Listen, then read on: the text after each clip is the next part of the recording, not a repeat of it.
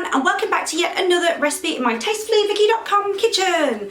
And this week, this recipe is probably the naughtiest I'll ever get. And a few weeks ago, I actually felt like dog crap. That's the nicest way to put it. I won't bore you with any lady details, but I really needed these.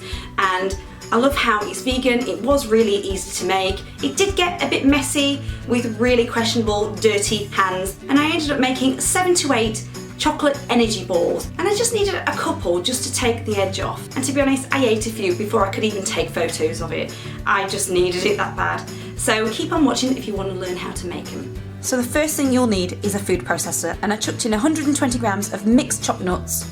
I was just using these up from what I had at the back of the cupboard from Christmas. And then a 1/4 cup of cocoa powder or cacao powder, again because I had it lying around. And depending on how firm you wanted it, you could add 1 to 2 teaspoons of oil. I use groundnut oil because it isn't an overpowering taste. And 4 tablespoons of cheeky agave syrup. And just completely blitz the whole lot, and once it's blended, just transfer it into a bowl and have a little plate at one side, which I call my dipping station, and just sprinkle that with more cocoa powder. And now we're about to get messy. My hands did look like a bit of a disaster.